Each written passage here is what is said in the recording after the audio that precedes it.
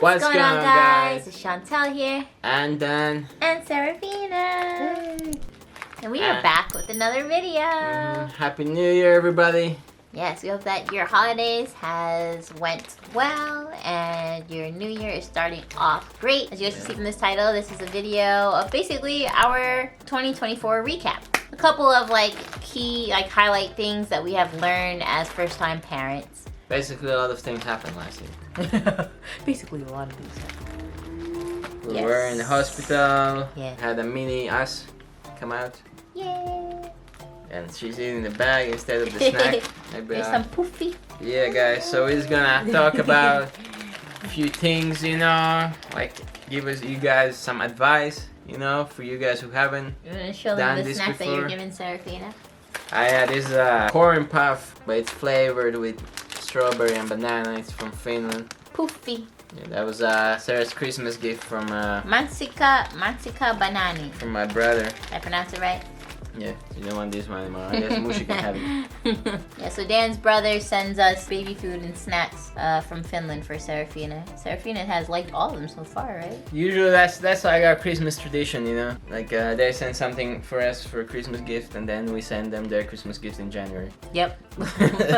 So the first thing that I think very clear from the first few months is that all babies are different, right? So you guys already know when I was pregnant and I gave birth to Serafina, the other babies that were also kind of around the same age as Serafina right now are Kyla, right? Kyla's, close in age with Serafina, and also Trisha's sister is actually, her baby is 4 days younger than Serafina, and then I also have a cousin who had given birth 7 days before me. So That's crazy. Everybody's in the same time. yeah, and just us we all keep in touch. So it's great to have a group. I'm blessed to have a group that I can kind of relate to and talk to. We can relate with each other. Ask each other questions like, hey, are you going through this? Are you going through this? And it's amazing how all babies, they're different. Milestones are different, come different times. They go through certain things. Some babies don't go through certain things. For example, some babies might not have cradle cap. Some babies might have cradle cap. Some babies might. Bald spots. Yes. Some babies have a little patch in the back like Serafina. Some babies might not. Some babies might be born with hair. Some babies might not be born with hair. Some babies might have allergic reactions to some things. Yeah, I'm happy, guys, that Sarah hasn't been allergic to anything else so far except milk. Yeah. Dairy, Yeah. So that's and we've been giving her new foods every 3 days. Yep. Right now she's having Apricot. Apricot. Yeah, next thing we'll probably give her is some black currant. She needs another poofy. Okay, I'll give her another poofy. Wow, poofy. Serafina, hawak ko poofy. Yo. What was I saying, guys? Yeah, so next thing probably will be a black currant. This is another baby food we got from my brother. So it's oatmeal with banana and black currant. She had one of that brand from this package that he sent that one, and Serafina really loved that porridge. So I think she'll like this porridge too. You will have a lot of false emergency trips. A lot of false emergency visits. I ate your poofy. Okay. Guys, these ain't bad, but Cheetos are better. Why are you eating her poofy, man? That's messed up. Guys, we went to the emergency room with Sarah probably 5 times after she was, if you don't count the going to pediatrician. Went to the emergency room probably 3 times. 3 or 4 times. After she got, out of the hospital. Since she's gotten out of the hospital? Yeah. Since now? Yeah. No, it's been more than that. I think it's around 4.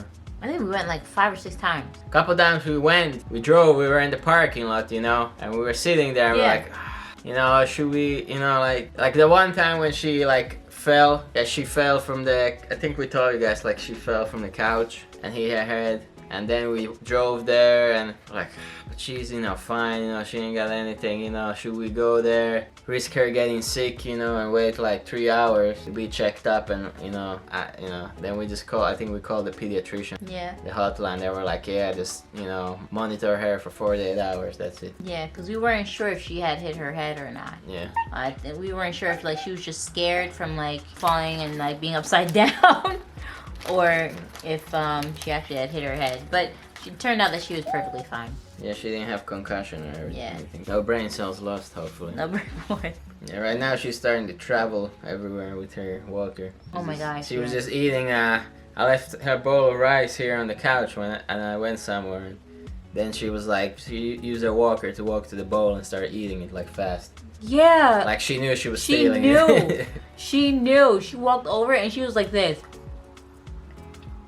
Yeah. And I look over, I'm like, damn, look at this. I never seen her eat that fast. Another thing, getting to know each other. Yes, we already know each other, but like, you know, you get to know each other on a deeper level. You get to know your baby, right? Because it's like you getting used to each other. You're getting to know each other. The baby's getting to know you. You're getting to know the baby's, you know, personalities, routines, likes, dislikes, stuff like that. But then you're also learning a new side of your partner. So I'm learning about the new side of Dan as Abba, and Dan's learning the new side of me as Mama. I think most you learn is during the pregnancy. During the pregnancy? Yeah, with the kid it's different, you know. I don't think, you know, you learn really anything new. Because during the pregnancy, you know, you don't feel good, you know, or I gotta help you, you know. See different sides, you know. Yeah, you see a whole bunch of things that you've never seen. Yeah, you gotta be there. Especially when you're going into labor and and post-labor. after labor you gotta help, you know. You know, you can take a shower by yourself. Yeah. Stuff like that. You know, I think that's where, you know, definitely if you weren't close, now you're close. Yeah. I don't wanna go too deep in the There's been some dark things.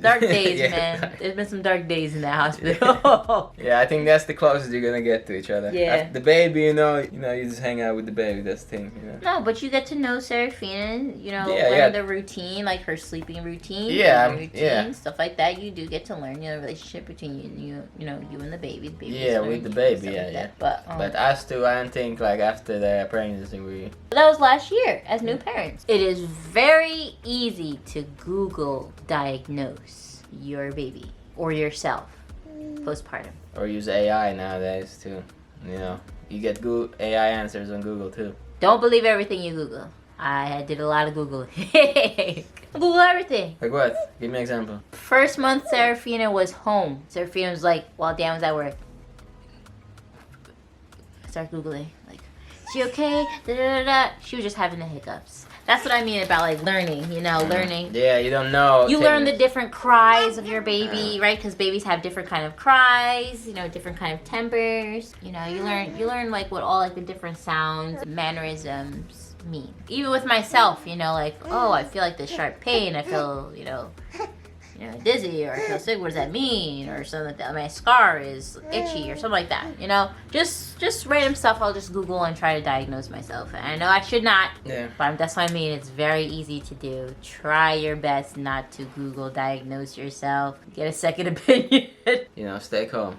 Or don't tell your wife to be calm down. You can't do that. That doesn't. Relax. That does not calm women down.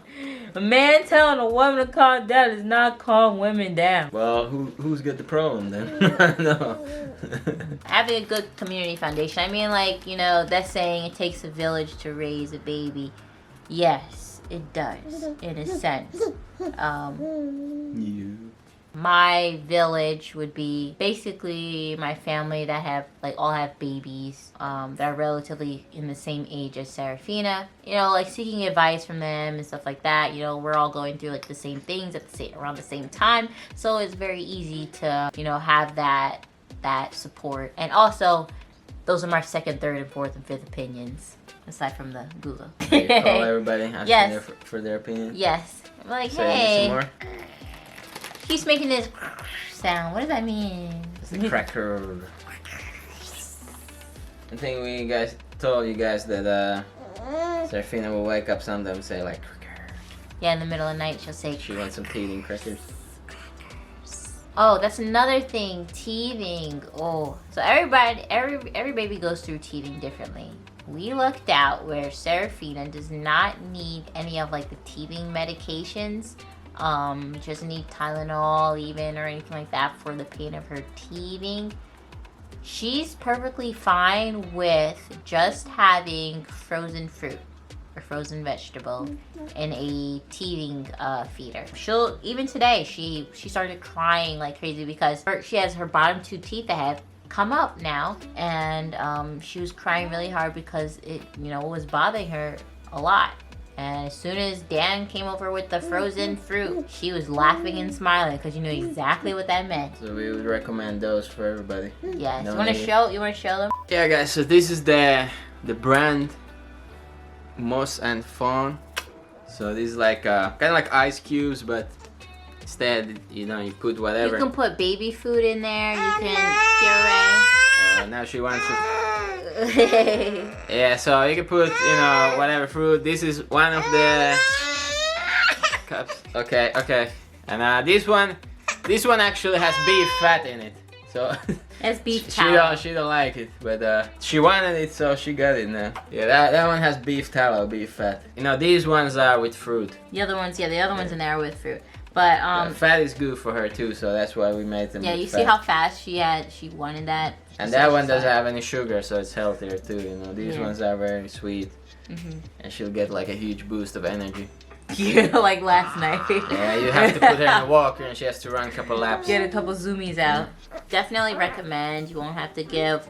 Every baby's different, but I would try this route first, in my opinion. But everybody's parenting skills, parenting choices are all different. But this is what works for us. We don't have to worry about paying the extra money to get like these medications, going to the doctor, having to prescribe something for her pain or anything like that. She's perfectly fine with this. And with the teeter crackers. So she also has this as well. She didn't even know it was right there. Only problem with the teethers is like it's a mess. Yes, it is a mess. Like you see, she got some poofy here. Yeah. She got some rice here still. Yeah. From earlier when she stole the bowl of rice. Now she's gonna have fat all over her face and her fingers, and probably on Chantelle's face too. And Seraphina's gonna be like, oh yeah, she touches my face. But I mean, that's part of having a baby. Being messy, even when she eats, breakfast, lunch, dinner, it's always a mess. Yeah, it's good, to like ask every now and then how like your partner or your significant other feels. Sometimes Chontelle gets some hard days. You mean like checking in with each other? That's a good point. Yep. You drop your poofy. Here, baby, look. Whoa. Give me a piece. It's a new flavor, right? No, she's had this one before. Ah, she did? It's been a while. Mango and pumpkin. So are you gonna share it with Abba? No, she usually has her pull it from your hand. It's like mine. Okay, so a big thing that I have just learned actually last month was that your milk supply, as a mother, your milk supply might not be as low as you think. Yes, there are some moms that aren't unable to breastfeed their baby even from the very beginning. But the moms who have breastfed the majority of that first year, and then you feel like your milk supply is depleting. It might not actually be depleting. It might just be more concentrated. I have had a breastfeeding coach throughout the time of Seraphina being home. I also had a breastfeeding coach while I was in the hospital as well, and a lactation consultant as well. And we were getting to a point where I thought that my milk supply was actually depleting. I was not making enough for Seraphina, because even when I would do that, pump session, that one pump session, that like the extra pump session in the day, I was not getting enough out as I used to. And I was getting worried because, okay, if I was not making enough, then that means that Seraphina needs to start some baby formula, right? So that she gets that amount. And then I saw in the back of the baby formula that it said like 6 to 8 ounces for each per feeding, you know, throughout the day and stuff for babies, you know, when they're 6+ months or whatever, 8 to 10 months, whatever the case may be. And I'm like, Seraphina does not, she's never had 8 ounces to begin with. So I called my breastfeeding coach, and she actually had walked me through it, and she's like, that sounds like baby formula, because if you have your baby on baby formula, they would need more ounces to make up for the nutrition that they would normally get if they are breastfeeding. And as for the amount of supply, the milk in your breast, if you feel like it's depleting, it's just becoming more concentrated, more fatty and thicker. And because of that, it's more difficult for it to come out of the breast if you were to do a hand expressing your milk or using a breast pump. But the baby's able to get out as much milk as they need, hence why Seraphina is still content, still full after me breastfeeding her, even though the amount of milk is not as much, it's more concentrated and more fatty. So she's still getting the amount that she needs. And basically most of the milk she'll get at night. Yes, the most milk that she gets is at night, because during the day she's more distracted with her environment. She's eating solids, you know, breakfast, lunch, dinner. So she's not as engaged into breastfeeding as she normally would when she was a lot younger. Now, during the middle of the night, she's sleeping. You know, you get those hours in between. We co-sleep, so she just rolls over and then she breastfeeds. And she breastfeeds around like maybe 6 to 8 times in the middle of the night. So that's the curse of breastfeeding. Yeah. Yeah, you gotta wake up a couple times. I wake up like every 2 hours. So now everybody knows, you know, what it's like if you want to just breastfeed 100%. But everybody's different, you know. Yeah. Some people might go through it, some people might not go through it. Some people it might be easier, you know. Whatever floats your boat. We did get baby formula. Found a plant-based formula that has, you know, decent ingredients. It's not 50% high fructose corn syrup. Like well, it's not high fructose corn syrup, but it's corn syrup. Like the Nutrimogen. But this one, this plant-based one, she actually likes it. She actually likes it, and that's another thing my breastfeeding coach. No, it's not Bubs. You can read it. It's right there. If you want to get it, look at it. So right now, basically, we just use it as kind of like a drink alternative for her. You know, kind of like a snack drink, or like an alternative of another drink aside from water and breast milk. She'll have, you know, not juice, but, you know, she has, you know, that. Yeah, so basically we spent like $200 on this formula, and she had 1 cup of it. And now it's in the closet. But I guess it's good to have, you know, you never know what if something, you know, would happen. Yeah. Chontelle could, you know, breastfeed Seraphina for a couple days or something. So it's good to have, you know. And it's good for a couple years. Alright, so this is a big one.